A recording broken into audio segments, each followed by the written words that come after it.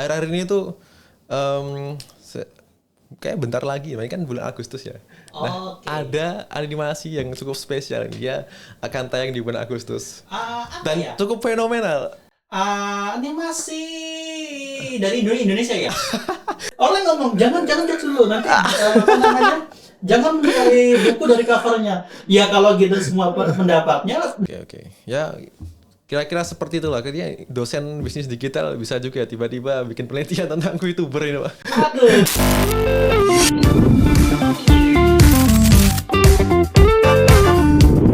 Assalamualaikum warahmatullahi wabarakatuh. Halo Sobat Digi. Kembali lagi di segmen Digitalk, sebuah segmen yang akan membahas tentang tren bisnis digital, tentu saja menggunakan logika, menggunakan data, dan sedikit bumbu. Kenapa? Karena tiap jawaban itu yang tidak ada dasarnya, itu sama aja berjualan tanpa modal. Anyway, kami semua bersama Pak Reynaldi Dwi Junianta. Yo. Halo Pak, gimana kabarnya? Mantap, alhamdulillah. Cuma tadi saya suka dengan kata-katanya. Kita kalau ngomong itu tanpa data kayak yaping doang. Ya, ping doang Pak, itu benar. Oke, Bapak Rey, kesibukannya apa hari ini Pak? Waduh, kalau kesibukannya, ya kita kan sini kan tahu sebagai dosen juga kita ngajar. Ya kalau waktu nganggur gitu sukanya ngevent gitu lah. Event Cuma tuh apa ya Pak? Oh, event apa ya Pak? ngevent nanti kayaknya kalau saya mah memang dosen yang dikenal kayak ada perwibuannya dikit, tapi aman lah. Gitu. Oke, jadi gini Pak, sebenarnya dengar-dengar nih, Bapak akhir-akhir ini bikin sebuah penelitian. Nah, penelitian apa itu Pak? Oh iya. Kalau dengar-dengar sih topiknya tentang ini. Jadi perbedaan antara daya tarik VTuber ya, dengan daya tarik influencer yang beneran human lah. Iya. Oh, tapi saya baru tahu kalau ternyata ada teman-teman yang suka juga tentang ya, Ngebahas itu. itu ya. Karena gini, satu hal yang menurut saya itu agak menarik karena kita kadang-kadang sudah melihat orang itu ngerasa apa ya, sudah seakan-akan banyak hal yang itu dibuat-buat. Akhirnya kan kepikiran gini, kenapa kita tidak mencari sesuatu yang langsung saja benar-benar beneran dibuat atau hyperrealistis itu mungkin istilahnya itu. Nah, akhirnya Hyperrealistis. muncullah itu sih itu buat VTuber. sebagai sebuah sosok karisma yang itu dianggap punya daya tarik untuk apa ya bahasanya itu menggiring opini maupun preferensi dari orang-orang. Tapi iya kan, VTuber itu kalau bagi yang belum tahu ya, itu adalah semacam animasi yang diperuntukkan untuk menggantikan penampilan dari si wajah pembicara ini guys. Jadi orang bikin konten kreator, dia entah itu dia ngevlog atau apa, dia mukanya digantikan oleh animasi itu. Animasi benar. Nah, cuman iya daya tariknya kok menurut Bapak ini apa, Pak? Daya tariknya begini, saya mungkin menyebutnya bahwa itu tadi kita kan sudah mencari sesosok yang itu baru, new, inovatif, yang itu ternyata bisa ditemukan dari karakter-karakter animasi itu. Karakter Bahkan animasi. tidak apa ya bahasanya tidak banyak yang mungkin menyadari bahwa kalau kita mencari trust itu sekarang sudah mencari trust yang dianggap jadi idol. Nah, mungkin inilah yang muncul dari sosok idolan itu karena mungkin kalau agensi di Indonesia itu yang dari luar ada namanya Hololive itu, Hololive ID. Cuman kalau dari Ori Indo itu ada namanya Mahapanca.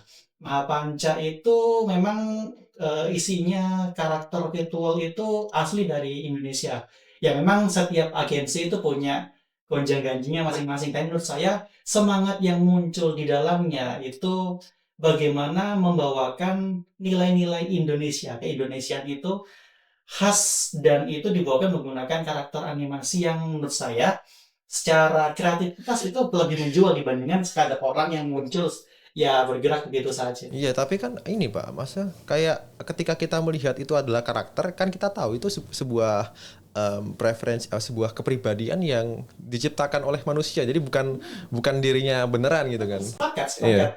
Makanya justru yang unik adalah walaupun memang para penggemarnya itu mengikuti idolnya berdasarkan karakter visualnya, tapi mereka sampai mencari ini Doxley-nya itu siapa sih sebenarnya? Ini pada dicari tuh. Nah, itu juga yang sempat membuat saya bertanya-tanya di awal-awal. ini orang ini sebenarnya mau nyari siapa sih? Dia mengidolakan si karakternya atau personal di belakangnya. Tapi ternyata juga ya, Iya. nggak jarang juga ada kasus-kasus di mana VTuber di luar sana itu ketika sudah berganti orang di belakangnya, ada yang mungkin merasa suka, ada yang merasa suka seperti kasusnya salah satu VTuber di Riot Musik. Reveal gitu. Iya, jadi dicariin sampai belakang itu ternyata dia ganti apa kemudian pensiun atau dia berganti karakter lain. Nah itu sampai dicari segitu. Ada yang merasa bahwa dalam pembaruannya itu, oh ini lebih cocok, ini lebih berenergi, karakteristiknya lebih ini yang seperti saya cari. Nah itu, waktu itu saya cari-cari datanya tentang di Riot Musik itu ada salah satu karakter VTuber itu yang walaupun diperbarui tetap ada idolnya, ada pengikutnya, tapi yang rehat orang di belakangnya dia ganti karakter itu ada sendiri bikin eh, per apa bahasanya ya grupnya grup Iya. pendukung di belakangnya itu. Pendukung satu karakter itu ya, sama Nah, kayak animasi-animasi itu kan Pak kan ya walaupun entah itu pengisi suaranya ganti apa ya dia tetap menunjukkan personal yang sama gitu. personalnya benar karena memang kita nggak bisa mungkiri kalau apa ya karakter atau personal orang itu bisa mempengaruhi perilaku orang-orang. Jadi kayak misalkan gini, tahu nggak kayak misalkan yaitu artis ataupun Hmm. karakter ataupun personal tertentu yang itu menunjukkan experience-nya. Oh, saya tahu nih kalau si siapa, misalkan Pak Renal Kasali nih, kan saya kan orang manajemen. Kalau Pak Renal Kasali itu dia ahli badan manajemen. Kalau saya mau cari tentang hal-hal yang bersifat manajerial atau mungkin preferensi kegiatan tertentu, pasti tanya ke Pak Renal Kasali. Atau misalkan aja siapa ya, mungkin menurut masnya itu tahu nggak karakter orang-orang terkenal yang suka ngikutin siapa gitu sih? Yang kayak gimana Pak maksudnya? Ada nggak sosok yang diikutin nggak misalkan idol ataupun mungkin fans siapa gitu? Paling ini vokalisnya Hindia itu Pak. Siapa? eh Namanya Baskara. Baskara. Iya. Nah, kalau nyari preferensi musik ngikutin dia nggak berarti?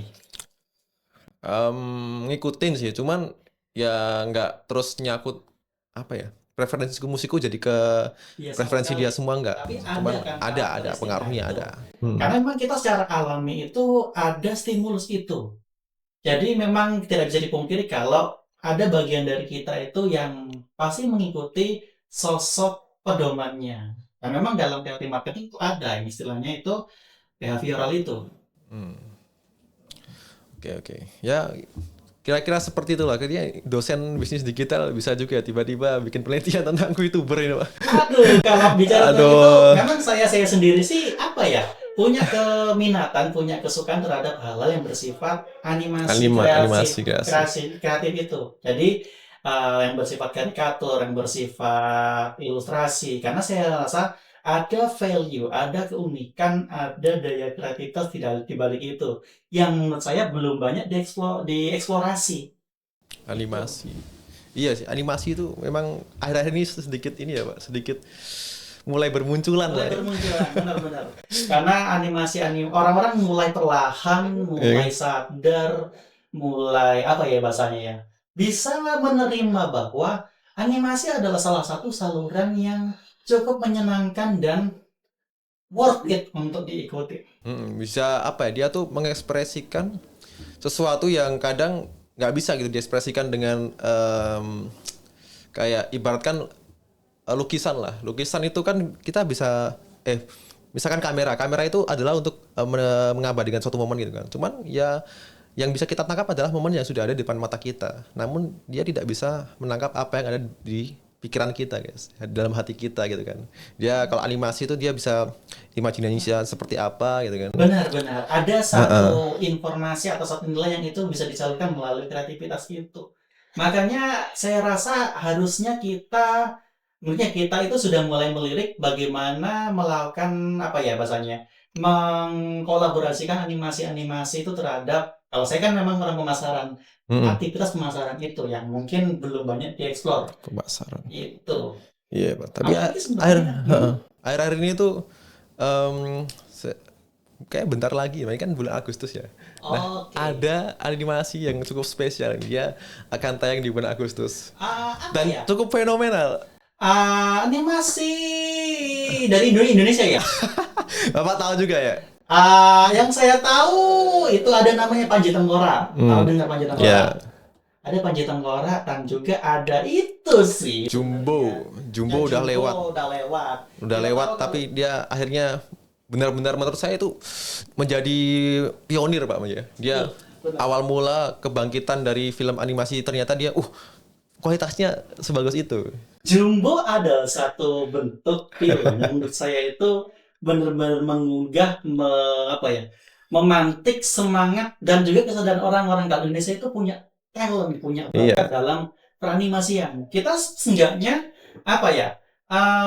berani nih bertarung dengan tetangga kita. Kalau kita kan juga punya Jumbo nih, ternyata yang masuk penjualan yang cukup populer se-Asia kalau nggak salah itu ya, se-Asia Tenggara itu. Bahkan mengalahkan yang botak-botak dua itu. Upin Ipin Bener-bener. di luar negeri. Tahu nggak sih kalau sebenarnya Upin Tapi beda segmen. Upin Ipin ini kan ini Bang. Dia di TV kan munculnya. Kalau Jumbo ini di bioskop. Di bioskop. Oh iya benar juga. Karena memang mereka dua-duanya berbeda. Tapi kalau kita bahas tentang Upin Ipin ya, ada satu hal menarik yang sebenarnya kita bisa coba lihat. Upin Ipin kan kemana habis ngeluarin game, tahu nggak? Ngeluarin game itu ada namanya Upin Ipin Universe itu. Oh iya tahu. Tahu kan? Itu sebenarnya ada satu hal menarik yang bisa kita lihat bahwa kalau kita ngomongin market, Upin Ipin kan sebenarnya adalah sebuah tayangan yang itu munculnya di banyak ya, populernya itu kan di Asia Tenggara, terutama di Indonesia dan juga Malaysia. Mungkin Malaysia lah karena sebagai ibunya itu. Nah, cuma kalau kita ngomongin produk Upin Ipin Universe, di luar dari kualitasnya yang ternyata ditemukan oleh Bang Ginda dan kawan-kawan itu, ada beberapa hal anomali di dalamnya.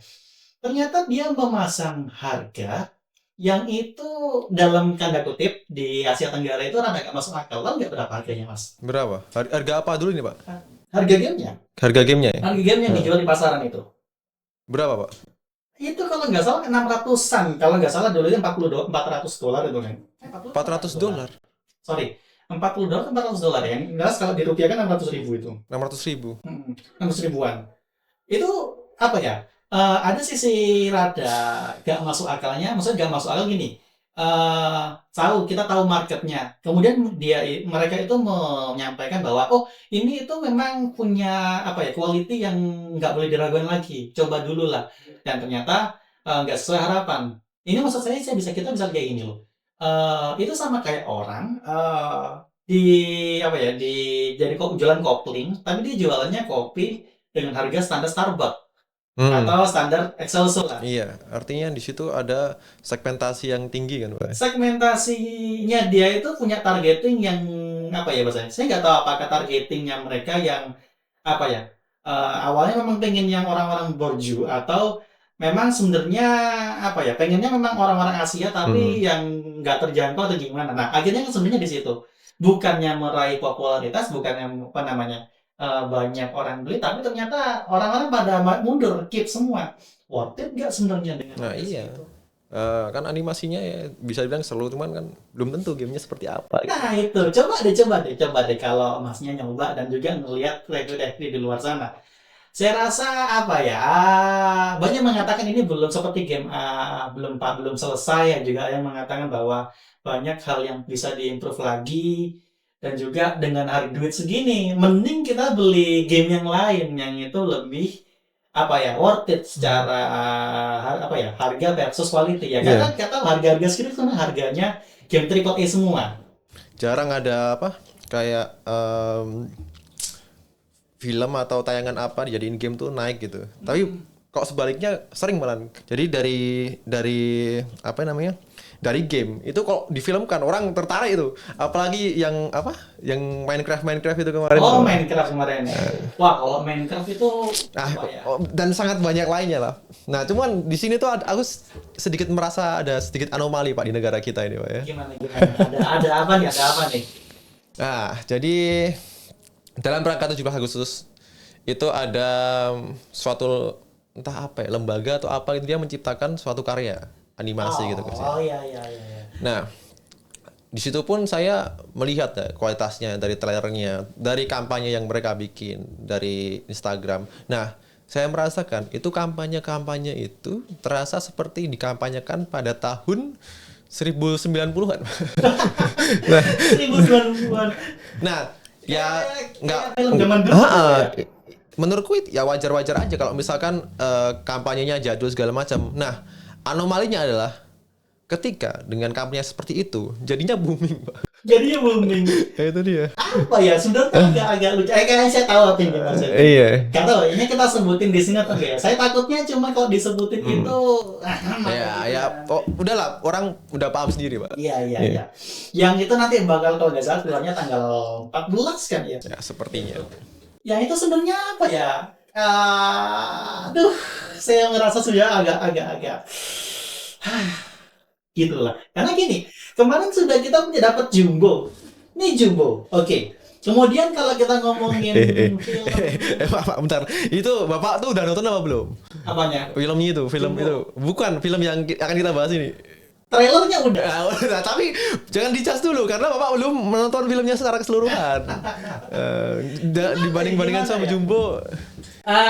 Orang ngomong jangan judge dulu nanti apa namanya? Jangan mencari buku dari covernya. Ya kalau gitu semua pendapatnya desainer cover buku marah-marah mencak-mencak semua akhirnya. Saya juga sebagai orang yang juga dulu pernah desain cover buku ya rada. Ya kan cover dia ini tujuannya untuk mempromosikan segalanya ini bisa jadi. Apa tiba-tiba di dalam nanti kualitinya bisa langsung wah gitu. Nah, iya bisa jadi. Ya, who knows, Pak. Who knows? Iya kan. Nah, tapi kan di sini bingungku strategi macam apa itu, Pak? Strategi Iya. macam apa? Kalau kita ngomongin strategi Nah, Bapak kan apa? ini kan pemasaran itu kan, pemasaran digital, dosen pemasaran digital. Strategi macam apa ya yang ini? Tapi gini ya bener-bener akhirnya kalau kita ngomong strategi kita ke gini. Oke, film ini kan di-branding sebagai film yang katanya sebagai film pertama yang membahas tentang nasionalisme, animasi nasionalisme. Walaupun sebenarnya saya agak karena apa? Kita sudah punya BOS. Tahu kan BOS apa? Ya, tahu. Battle of Surabaya itu. Kita punya film itu yang itu sudah ada 10 tahun lalu dari rilis itu. Saya ingat itu karena kalau saya itu film zaman saya kuliah.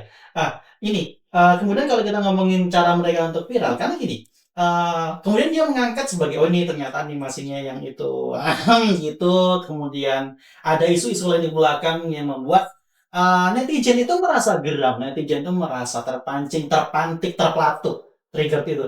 Kemudian akhirnya mereka share dalam berbagai platform dengan secara nggak sadar. Kemudian masyarakat ramai-ramai pada tahu, kemudian diliput oleh berita, kemudian ditayangkan di TV nasional kayak semacam TV One dan lain-lain itu kan. Tahu kan ada beberapa yang udah mewawancarain Produsernya ya. produsernya, animatornya. Nah, jadi keinget sebenarnya ada salah satu kasus dulu itu hampir sama polanya. Kalau tahu game GTA tahu kan? Tahu. Grand Theft Auto itu. GTA kan dulu sebenarnya kalau ngomongin kita ngelacak isu di belakang itu kan dia itu awalnya memang sebuah ini ada game yang itu mengangkatkan tema kekerasan dan lain-lain. Oke, itu ada sesuatu yang belum lumrah pada tahap itu. Nah, ini ingin coba di marketing kan, coba dipasarkan. Bagaimana caranya? Waktu itu dia coba meng-hire seorang apa bahasanya? Marketing guru lah bahasanya di mereka itu. Gimana nih cara kita untuk nge-up ini? Bagaimana cara kita untuk nge-boomingkan game yang baru kita ini? Diangkatlah isu ini kepada halayak publik di berita, di media massa bahwa akan ada game yang itu bisa diakses oleh anak-anak kita, generasi kita tentang kekerasan, tentang hal yang bernada negatif. Kemudian orang semua terpelatuk, semua terpancing, akhirnya ini jadi pembicaraan nasional. Dan tapi ternyata kita tahu bahwa sekarang GTA sudah semakin membumi dan bahkan banyak fansnya tuh. Nah, apakah ini juga yang terjadi pada case kita kali ini? Saya mungkin mengatakannya Allahu alam sih. Maksudnya kita nggak tahu apakah ini adalah sesuatu hal yang itu terencana atau Nah, itu dia, Pak. Itu dia. Saya juga bingung. Seperti itu disengaja atau tidak? Dan taktiknya memang ini. Saya nggak tahu. Taktik atau tidaknya ini kita belum tahu ya, Pak ya? Belum tahu ya. Karena ya yang bisa tahu apa ya bahasanya ya. Mereka sendiri. Dan makanya kan tadi itu si produsernya, oke jangan judge dulu, kemudian cobalah tonton dulu sampai selesai. Baru bener. Iya. Emang kalau ditonton akhirnya kan udah mereka secara apa namanya KPI mereka ditonton sudah selesai. Tapi kalau kita sendiri sebagai yang nonton, apakah real seperti yang ditrailerkan atau ternyata ya seperti itu? Nah kan saya tahunya kan Mas Hasfi sendiri kan sebagai orang yang itu bergerak dalam dunia perfilman, iya apa enggak? Eh, Pastinya ada ya toh ada yang lah. namanya Hmm. apa ya saya bahasakan itu kalau kita ada value. Ada value yang sebenarnya kita cari karena kita ngomongin marketing sekarang, kita ngomongin produk sekarang itu semua harus dibangun berdasarkan customer value. Harus ada nilai yang itu disampaikan, ada yang nilai yang diberikan kepada customer. Mereka itu sebenarnya mengharapkan apa? Solusi seperti apa yang itu mereka inginkan ketika mereka mencari produk itu? Pengen apa sih sebenarnya? Nah, Iya.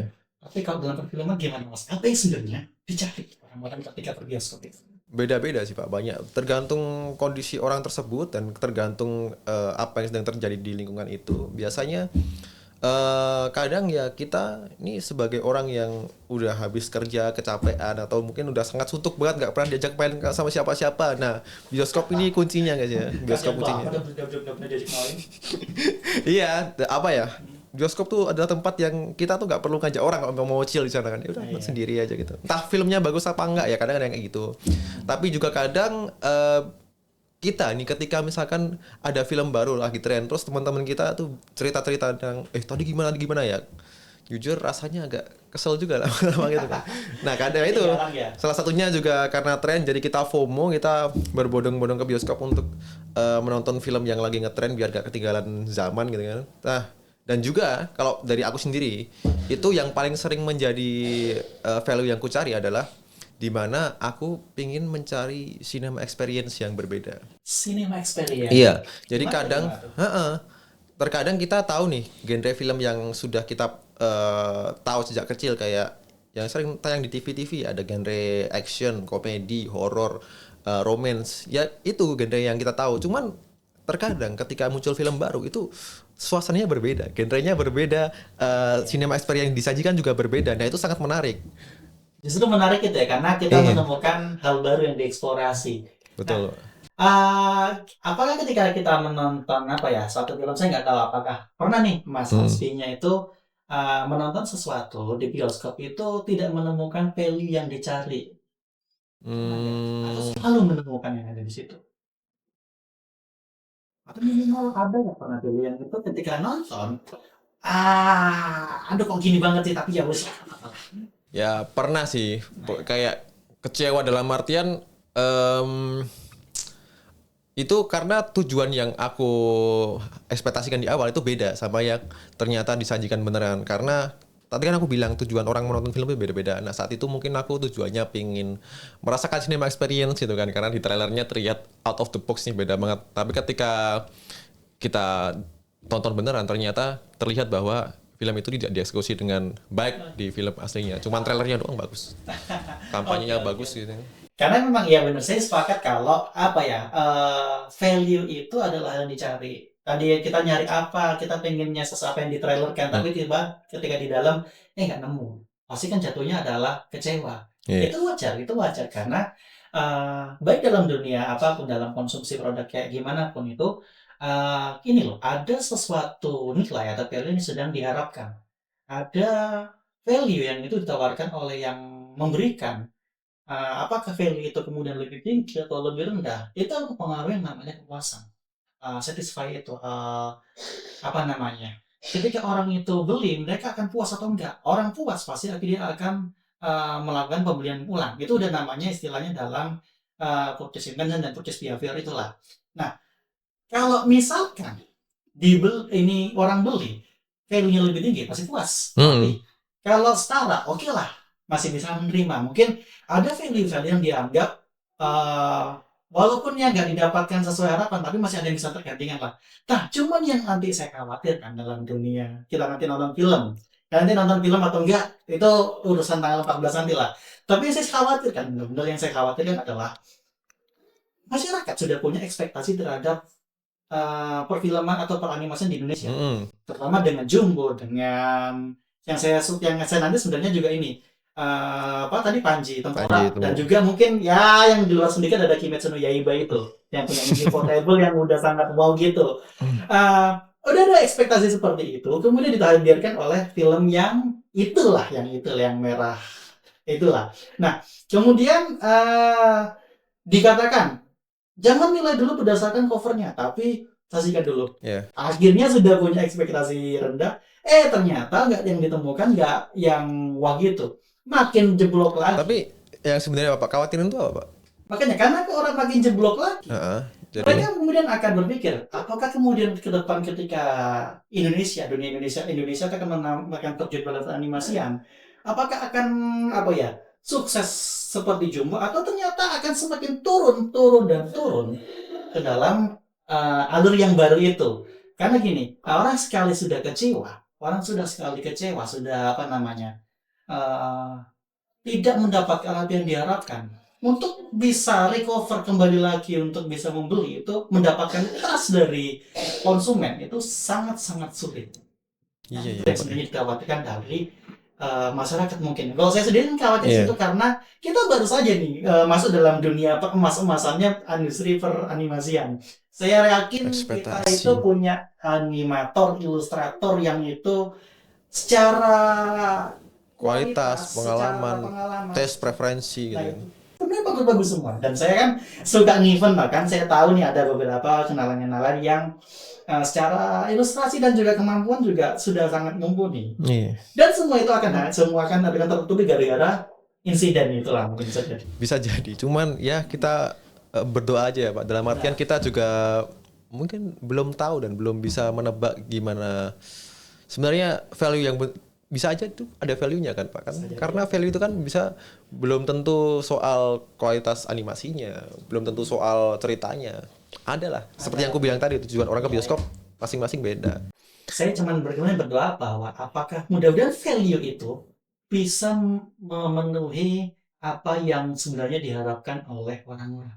Seenggaknya mereka tidak keluar dalam kondisi disappoint atau mungkin kecewa, tapi mixed feeling lah seenggaknya seperti itu.